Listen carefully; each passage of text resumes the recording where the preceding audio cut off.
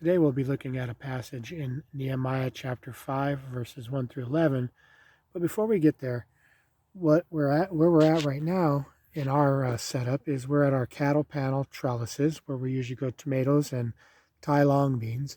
And this is the same place where in an earlier video I showed you the trying to mitigate loss during a cold spell with the peas.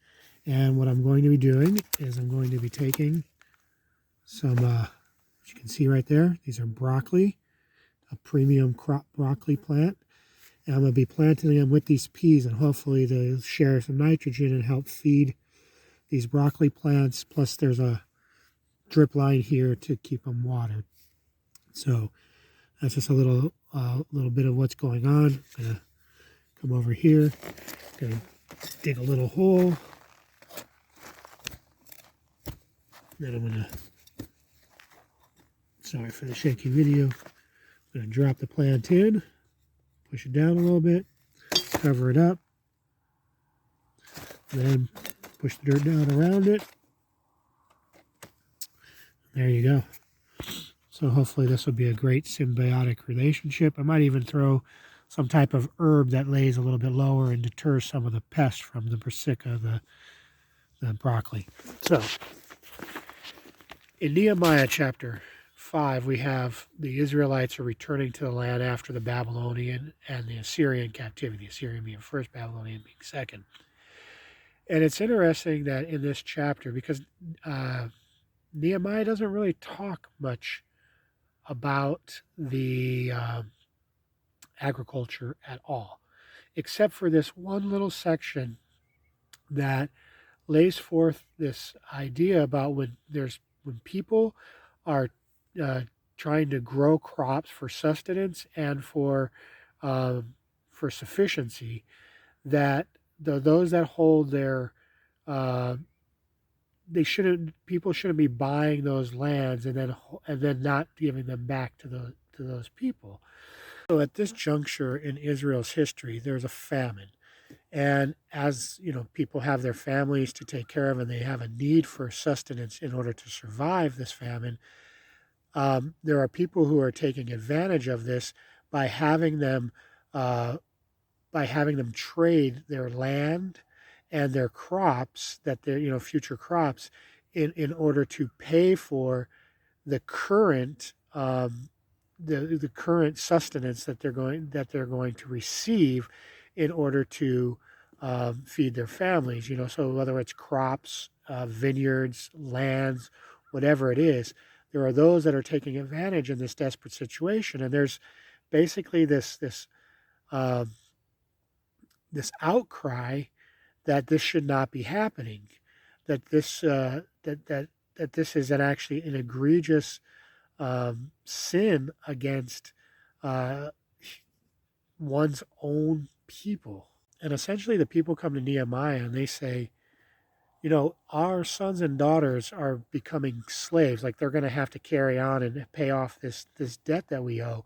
And even some of our daughters have been molested in this whole process. And this is this egregious act going on when there's people that are in desperate need, and there is this taking advantage of that. And in response to this, Nehemiah is absolutely furious and doesn't think that this should be so. And Nehemiah reminds them that they just were recently sold into slavery, essentially. They were slaves in another land, and they've now come back to their own land, and now they're going to do the same things that the people had done to them when they went to this other land. It shouldn't be this way.